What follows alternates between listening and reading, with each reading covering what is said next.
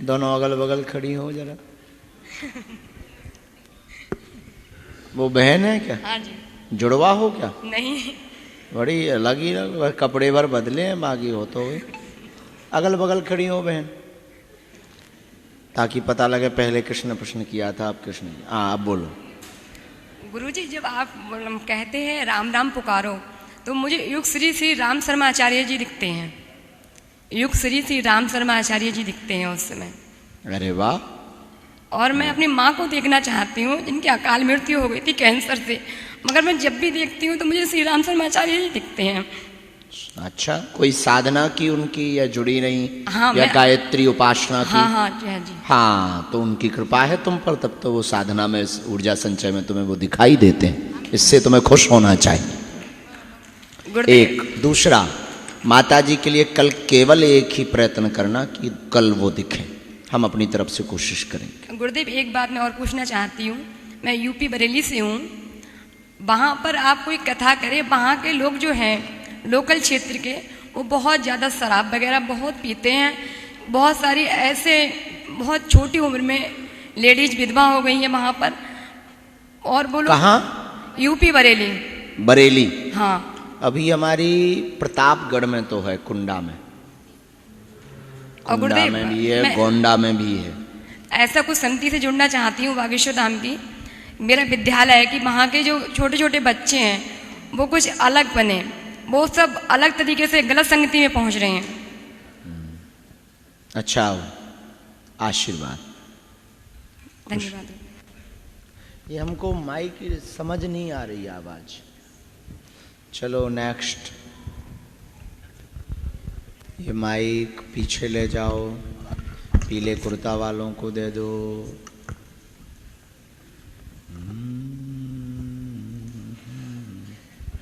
आपका mic T shirt वालों को दे दो जी। गुरु जी के चरणों में कोटि कोटि सादर प्रणाम। खुश रहो। सीताराम सीताराम। गुरु जी, मैं अपना परिचय, मैं आलोक कुमार श्रीवास्तव, उत्तर प्रदेश काशी क्षेत्र के समीप सरजू तट के किनारे जो दोहरी घाट और बरहलगंज को जोड़ता है, आपकी कथा बरहलगंज में हुई भी है, मैं उसमें उपस्थित ही था। हाँ। दोहरी घाट के जस्ट बगल में मेरा एक गांव खटमीरा, मैं वहां का निवासी हूं। एक लाइन अपने गांव के बारे में थोड़ा सा बताना चाह रहा हूं। अभी तो मेरा जन्म नहीं हुआ था।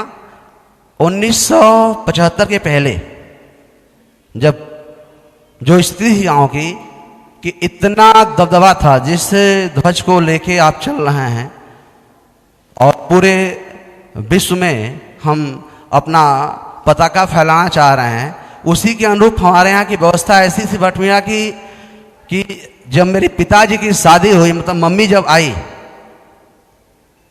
तो उसके पहले वहां पे शंख नहीं बजती थी गुरुजी। इतना दबदबा था।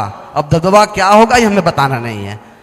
इतना दबदबा था जो दूसरा वर्ग होता है। उसके बाद चूंकि हमारे जो पूर्वज थे, दादाजी, पिताजी, चाचा जी, ऐसे करके बहुत ही उस पर संघर्ष हुआ। और ये भाग्य की बात है कि मेरे घर से ही शंख बजना स्टार्ट हुई। और समय समय पे जो धार्मिक कार्यक्रम किए जाते हैं, जैसे मंदिर वगैरह की स्थापना या फिर रामलीला, दुर्गा पूजा, ये सब मेरे परिवार से ही स्टार्ट है और उसके बाद उसी पीढ़ी में आ गया। ये मेरे लिए सौभाग्य की बात है। बहुत सुंदर। दुर्गा कुंड वाली माता का प्रभाव बड़ा अद्भुत है, वो बड़ी अभूतपूर्व है।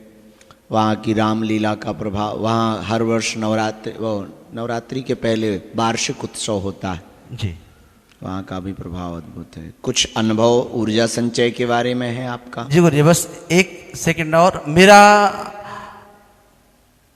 पूजा पाठ तो खैर निरंतर चलता रहा था, लेकिन मेरी बेटी आई है आर्या श्रीवास्तव, दिव्यांग, मेरी पत्नी है प्रियंका श्रीवास्तव।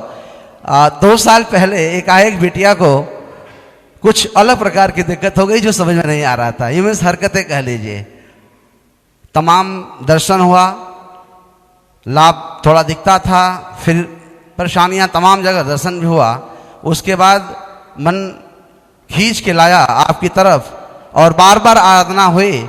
और ऐसा मेरा परम सौभाग्य कि आप जब प्रयागराज की धरती पर जब आपका कार्यक्रम चल रहा था, उसके पहले मैं 3 बार बागेश्वर धाम जा चुका था और बार बार अर्जी लगाने के बाद, प्रार्थना करने के बाद आपसे मिलने का एक सुअवसर प्राप्त हुआ।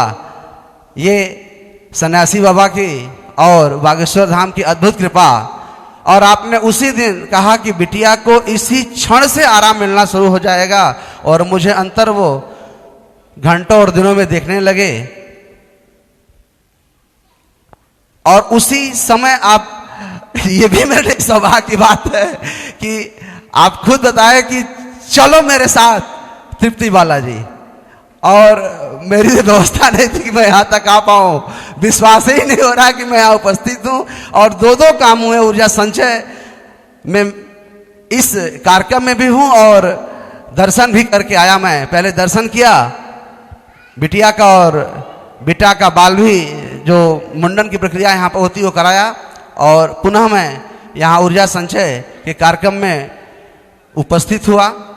कल मैंने कल का भी और आज का भी जो अनुभव रहा मेरे लिए, मतलब पिताजी माताजी जब साथ छोड़ चुके हैं, माताजी 20 में और 24 में पिताजी, सेवा भी करने का अवसर मिला था।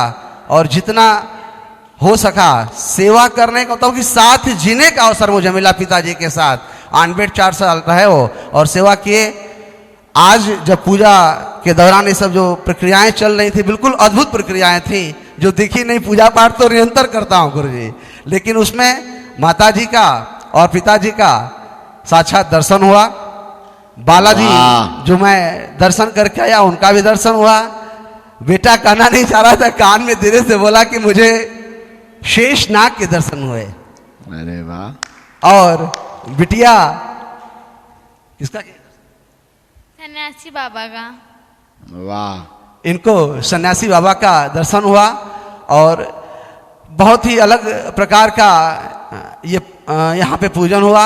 मेरा परम सौभाग्य कि मैं यहाँ पे उपस्थित हुआ और वो भी आपके आदेश पे। और आपके, मुझे विश्वास ही नहीं रहा कि कैसे आप, मुझे ये होगा कि चलो मेरे साथ। वो वर्ड मुझे याद है जो 2 मिनट की मुलाकात थी कि चलो मेरे साथ तृप्ति बालाजी। 2 शब्द कहना चाहूंगा आपके लिए। खुश रहो। संत बड़े परमार्थी, कोमल जिनके अंग, तपन बुझावे और की, दे दें अपना रंग, दे दें अपना रंग। धन्यवाद। खुश रहो।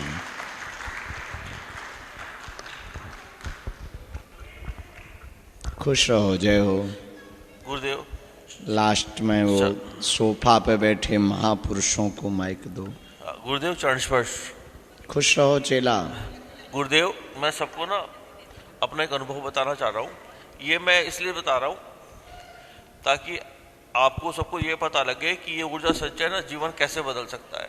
हाँ, इसको थोड़ा नजदीक करना माइक। मेरे जीवन में ना एक बहुत गहरी जख्म, चोट थी अपने बेटे को लेकर के। तो मैंने पहले ऊर्जा संचय करा तो मैं बहुत रोया, बहुत तड़पा। वो जो जख्म था ना कितना गहरा था मुझे तब पता लगा। तो उसके बाद जब वो ऊर्जा संचय का शिविर मेरा पूरा हुआ तो मेरे मन को जो सुकून मिला, जो शांति मिली, जो एक तड़प थी मन के किसी कोने में ना, उससे जो मुझे राहत मिली वो बताया नहीं जा सकता। हमेशा ऐसा लगता था कि जैसे ना एक गलती हो गई है, एक गुनाह हो गया है। मैं अपने बेटे को ना वैसे प्यार ही नहीं दे पाया जैसे मुझे उसे देना था। गुरुजी, आपको कोटि कोटि नमन।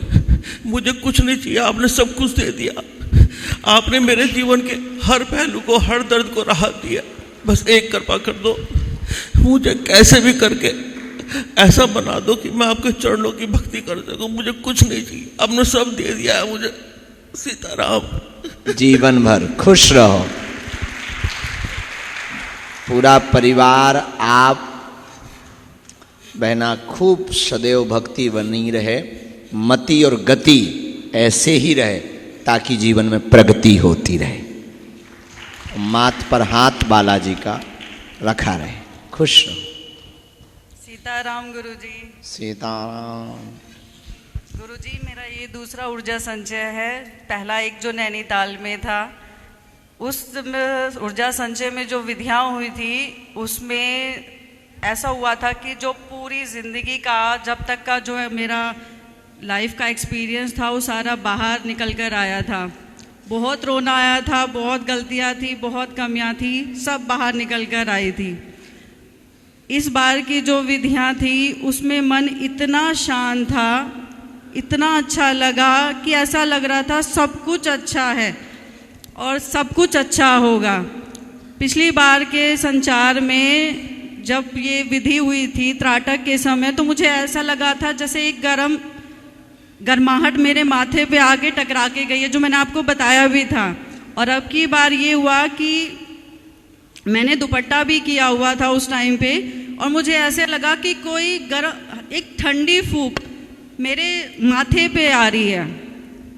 तो एक बार तो लगा मुझे शायद एसी की हवा होगी, मुझे ऐसा लगा कि शायद गलत है। फिर वो 2-3 बार हुआ, जो कि एक ठंडी मतलब बिल्कुल ऐसे जैसे माथे पे कर रहा है कोई। वाह। तो ये मेरा गलत फहमी थी या एक अनुभव था, ये नहीं समझ आया मुझे। भ्रम तो नहीं, पर 2 बातें हैं इसमें भी।